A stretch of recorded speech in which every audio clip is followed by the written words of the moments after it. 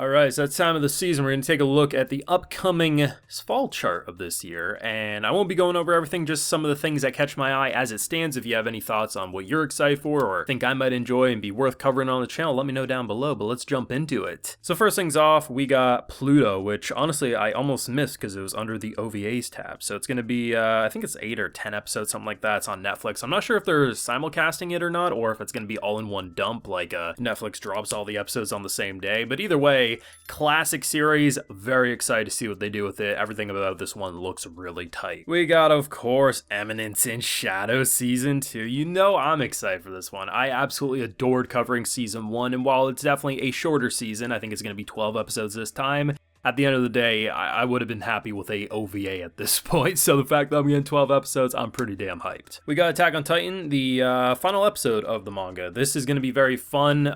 Leak-wise, it's looking rather good from what I'm seeing, and yeah, I mean, this is the final stretch. I mean, people meme the name all they want, but at the end of the day, they properly adapted this one, and honestly, Mappa, they delivered a home run for my favorite manga of all time. Spy Family Season 2 is coming out. They also have a movie, I think sometime in the same season. I think that's the anime original movie that's dropping. But Season 2 is absolutely coming, and you know me, I love talking about it. It was just such a pleasant experience with Anya and Lloyd and Yor.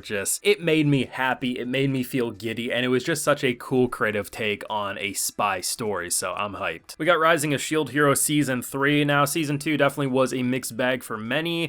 It does seem like production-wise and everything, Season 3 looks to be on a better track. Now, here's the thing, I will be covering this one no matter what on Patreon because I like Shield Hero, but there's a lot of good stuff coming out on the same day that this one drops, and honestly, the demand for Shield Hero probably isn't here for the channel, but I'll definitely probably talk about it at least in one video, but I'm hopeful. I still enjoyed Season 2, and if Season 3 can get more on a Season 1 level quality, we'll be in good shape. Goblin Slayer Season 2, by the time this video is up, I think I'll be done Season 1. I've been watching it over on Patreon, just catching up, and I'm loving it. I really like how it's like a mixture of D&D meets kind of like, I guess you would probably have to kind of consider it like similar to a Grimgar Fantasy and Ash, where like it takes actually a realistic amount to kill even just a simple goblin. A lot of practical, kind of intelligent ways to deal with things, and I like that Goblin Slayer isn't a meathead. He's actually pretty street smart, all things considered, so I'm pretty hyped. I'd actually say this is one of my most anticipated. Dr. Stone, New World, we got the second core of this bad boy. Very, very good stuff of what we saw a season back, give or take, and overall,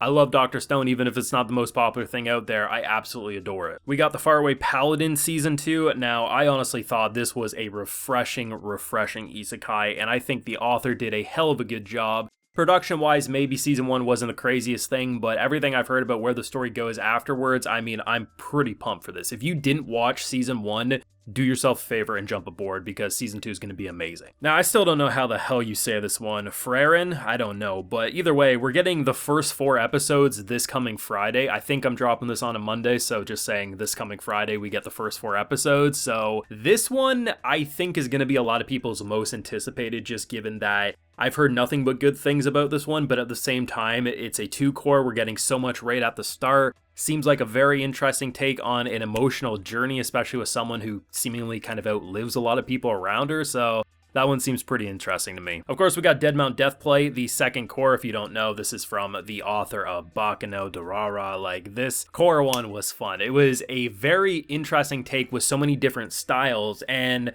honestly, I was pretty happy that despite, you know, anime fans not really talking about things that aren't mainstream as much anymore, Season 1, Core 1 did fairly well discussion-wise, so hopefully that same type of buzz will just keep the momentum going with this new core. The 100 Girlfriends Who Really Love You. Now, this one, it does seem like a funny premise where it's like something, from what I understand, like everyone kind of has like a soulmate in the world, but this dude has like 100 of them and he has to like be with all of them, and it apparently is just absolute chaos, and honestly, that sounds like one of the funniest ideas for a harem I think I've ever seen, so I'm actually pretty excited for this one. Hopefully it does have that comedy moment. I think this is the series where there's like a manga panel with like 1,000 words on it or something, so I don't know how the hell they'll adapt that if they ever get to it. We got Tokyo Revengers coming back. Now, sadly, no one gives a shit about Tokyo Revengers anymore, but I enjoyed what we saw in the previous core there, and I'm gonna keep on watching it, even though, sadly, YouTube doesn't really mess with the series anymore. I still like it. Maybe not, you know, Season 1 quality, but still,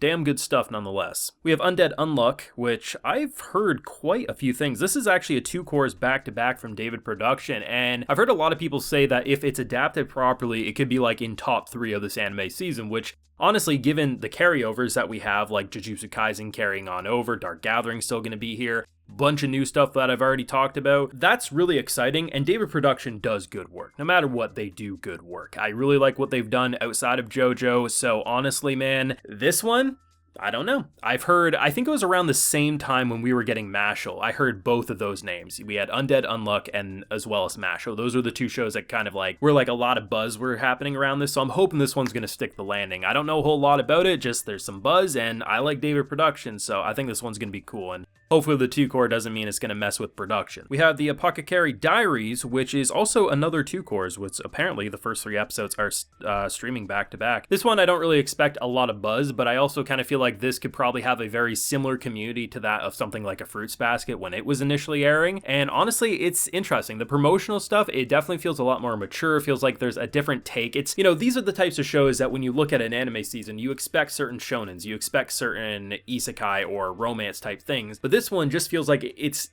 doing its own thing. There's nothing that I can really seemingly compare it to this season, so this is definitely one that I think could become a dark horse or a hidden gem one way or another. We of course have Ancient Magus Bride Season 2 Part 2. I quite enjoyed what we saw so far with Part 1. I wouldn't say it's on the same quality of Season 1, but I definitely felt like by the time I left Core 1 of Season 2, I felt rather happy and excited to see where they're going to take it from here. But I can also understand that it's a very hard series to discuss anymore. It's not as maybe interesting at face value, as explosive at face value, so there's not as much buzz and discussion. But as someone who enjoyed watching it, I'm definitely going to keep on watching is how I feel. We have I'm in love with the Villainess. Now, I'm pretty much just kind of bringing this up because I've heard some people say, hey, Brandon, you know, definitely check this one out. You know, me, like, I've talked a couple Villainess series on the channel. I've talked about Bakurina. I talked about, you know, Last Boss Queen, which was currently airing in this season. And this is something that I will give a go. It does seem like it could be fun, but am I expecting Last Boss Queen quality? No. But if it delivers that, I will be happy to be proven wrong and to jump aboard the Villainess train, because there is a lot of potential with these Villainess shows. It's just sadly a lot of them that do get adapted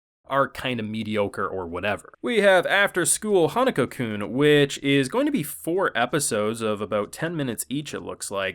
This is basically just a shorter kind of like OVA series by the looks of it, but they are doing a new Hanako season eventually. I think that comes out next year, if I'm not mistaken. I loved what I saw with season 1 here, and I'm down to watch more, even though I'm not really expecting anything too crazy from this specific project, but definitely do expect some craziness from the next project that's coming out next year. And I mean, there's like a shit ton of shit stuff coming out. Like, as far as I know, like, I could probably bring up another 10 or 12 series, but honestly, I don't know if they're gonna be good. I'm keeping my eye on a lot, and basically I'm gonna see what people are talking about and buzzing about, but those are just the ones that initially caught my eye, whether it's, you know, returning shows that I already like, or things that I'm pretty sure are gonna be pretty fantastic. But, you know, eventually you gotta cut your losses somewhere, because you can't watch every anime. But let me know what you're excited for down below. Leave a like if you enjoy, subscribe if you're new around here. Of course, ring that bell so you get notified when I upload all the videos on this upcoming anime season. And hey, I have a Patreon where you can get your name featured like all the beautiful people you're seeing here. I do live reactions of every show that I cover on YouTube, and there's also a lot of shows that I don't cover on YouTube exclusively over there, so definitely check that out if you're interested. So until next time, everyone, please take care and have a good one.